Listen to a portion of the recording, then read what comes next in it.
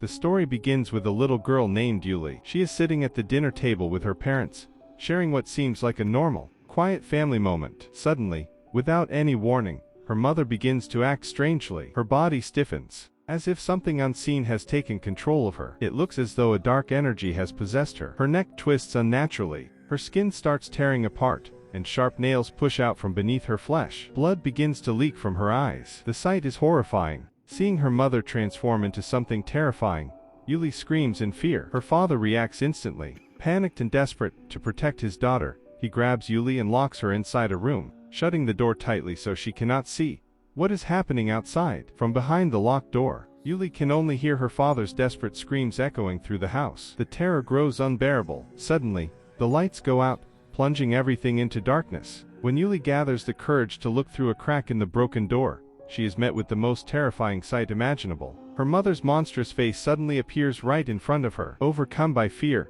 Yuli loses consciousness and faints on the spot. The next morning, the police arrive and rescue Yuli. As she regains awareness, she learns the truth that shatters her world completely. Both her mother and her father died during the night. In a single evening, Yuli has lost everything. She is now completely alone. While Yuli is still in shock, a woman named Aber arrives at the house. She claims to be her father's wife. At first, this sounds impossible, but it turns out to be true. Yuli discovers that her father had a second family, a secret life she never knew about. The revelation is devastating.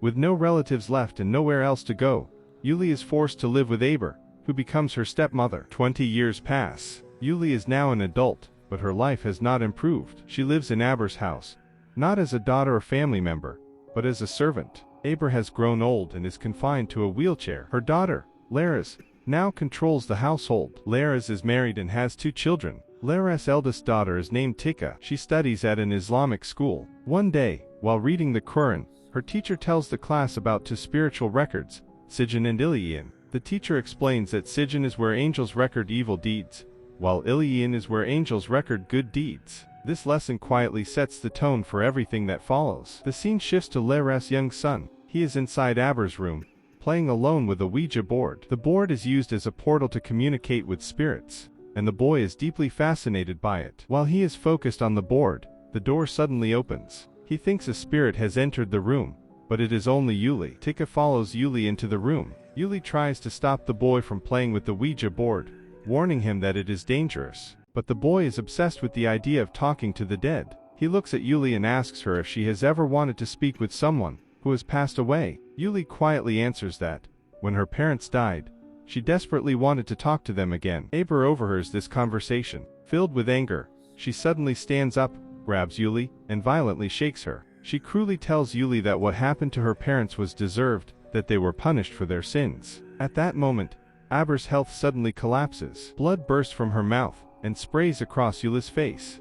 Aber dies in agony right in front of her. A funeral is held soon after. Laris mourns her mother deeply. Yuli, despite years of abuse and torture, realizes that Aber was still family. She struggles with conflicting emotions as she approaches the coffin, but memories of Aber's cruelty flood back into her mind. Suddenly, Yuli imagines Aber opening her eyes inside the coffin and telling her to die. Terrified, Yuli screams and pulls away. Laris, already overwhelmed with grief, becomes furious. She slaps Yuli in front of everyone for causing a scene during the funeral. The humiliation cuts deep. Days pass, and life appears to return to normal. Yuli continues working at Laris' shop. One day, she tries to return money she had borrowed. Instead of listening, Laris accuses Yuli of stealing. Without hearing her explanation, Laris slaps Yuli again, this time in front of customers. A crowd gathers as Laris publicly insults Yuli's character and dignity. Completely broken by grief, humiliation, and years of suppressed anger, Yuli reaches her breaking point. She decides that she can no longer endure this life. She turns to her coworker, Yano, for help. Yano takes her to a secluded shaman who practices black magic. Fueled by rage,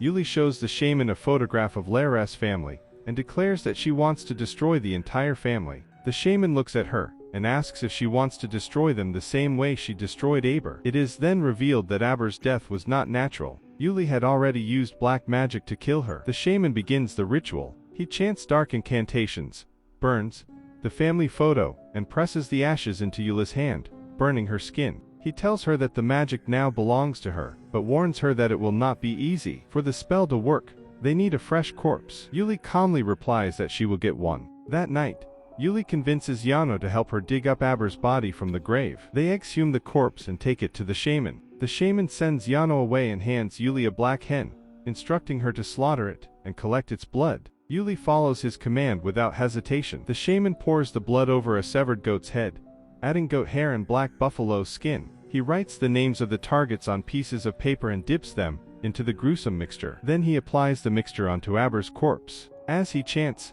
Aber's mouth slowly opens. Yuli wraps the names in skin and places them inside the corpse's mouth. The shaman issues a final warning. Yuli must complete the ritual before the corpse begins to decay. If the body rots before the spell is finished, the magic will reverse and destroy her instead. Meanwhile, Tika is praying in her room late at night, when she sees a strange ball of fire outside her window. The lights flicker violently, the window glass shatters, and a terrifying creature enters her room. During her prayer, she hears her grandmother's voice calling to her. Paralyzed with fear, Tika is saved when Yuli enters the room and comforts her, putting her back to sleep. Tika is shaken by the experience. Soon, she learns that similar terrifying events have been happening to her brother as well. They try to convince Lares that the house is haunted, but Lares refuses to believe them. The boy admits that he used the Ouija board, and that Grandma spoke to him, and even shook the board. Terrified, Tika goes to her teacher for guidance. The teacher explains that the dead cannot return to the living world. If someone appears in the form of a dead person, it is not a spirit but a demon pretending to be them. That night, while the family attends a fair, Yuli continues her ritual in secret. She writes another name, wraps it in skin, cuts a piece of Aber's flesh, and seals everything inside the corpse with nails. At the same time, the boy plays with the Ouija board again. A message appears on it saying, "Come to Grandma." Suddenly, a worm crawls into his ear, causing unbearable pain. Tika hears his screams and rushes to help. The door is locked. When she finally forces it open, she sees her brother smashing his own head with the Ouija board. In a final horrific act, he slits his own throat with a broken shard and dies. At the funeral, the boy who helped Yuli exhume the body confronts her. He asks if the shaman is responsible for all these deaths. Yuli coldly replies that they are simply being punished for their sins. Heartbroken, Tika visits her teacher again. The teacher advises her to pray at midnight for peace. While praying alone at midnight, another voice whispers, "Amen," beside her, even though no one is there. The next day, Yuli sets her sights on Lares' husband. She bites her finger to fake an injury and get close to him. He responds to her attention, which leads to tension between him and Lares. When Lares scolds Yuli, her husband defends her, sparking a fight. Accusations fly, and he storms out in anger. That night, Yuli seduces him completely. Afterward, she begs him to leave Lares for her. When he refuses and insults her, Yuli becomes enraged. Tika witnesses everything and understands the truth. Yuli performs another ritual, targeting Lares' husband. He begins to suffer horribly, vomiting blood as a worm crawls into his eye and through his face. In terror, he accidentally pulls out his own eye. Seeing Aber's figure, he slips, falls, and dies instantly. Yano realizes Yuli's role and confronts her, refusing to be part of her crimes. Enraged, Yuli targets him as well. A supernatural force kills him by slamming a shop shutter onto his head. Finally, Yuli targets Lares herself. As the ritual progresses, Tika sees her mother possessed by a demon. Tika follows Yuli and discovers the truth about the black magic and the corpse. Yuli confesses everything, justifying her revenge by revealing that Aber used black magic to kill her parents years ago. As the teacher performs an exorcism on Lares, Yuli's magic begins to fail. The corpse decays rapidly, and the spell backfires. The black magic consumes Yuli, killing her violently. Lares regains consciousness, apologizes to Tika, and admits her past sins before dying. In the post-credit scene, Tika stands alone at Lares' funeral, praying for the dead and asking for strength to survive on her own. The movie ends here.